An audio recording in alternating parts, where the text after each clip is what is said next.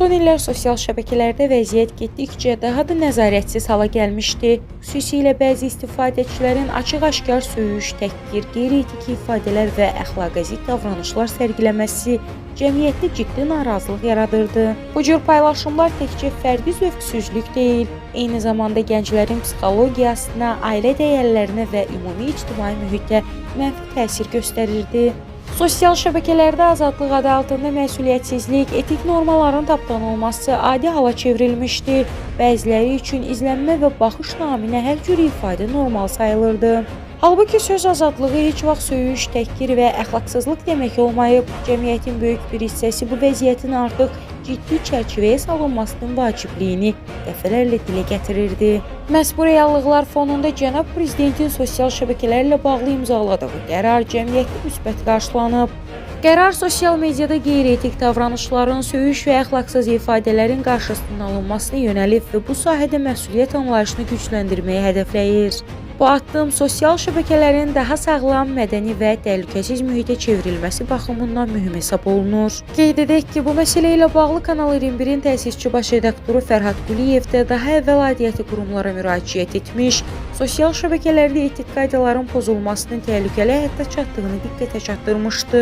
Hər bir televiziya rəhbəri anlamalıdır ki, efirdə səslənən hər bir söz, hər jest, hər ifadə uşaqların, gənclərin, ailələrin evinə daxil olur.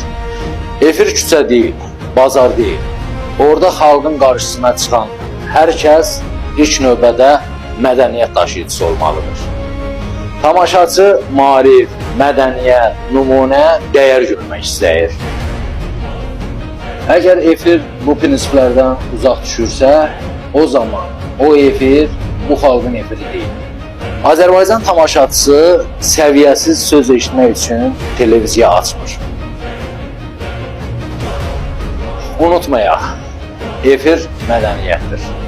Ora kimin sözü, kimin niyyəti girirsə, onun düşüncə səviyyəsi də xalqa ötürülür.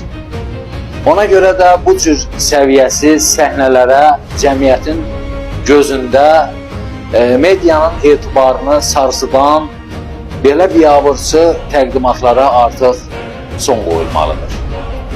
Xalqımızın dəyərləri, ailə anlayışımız efirdə zarafat mövzusu deyil.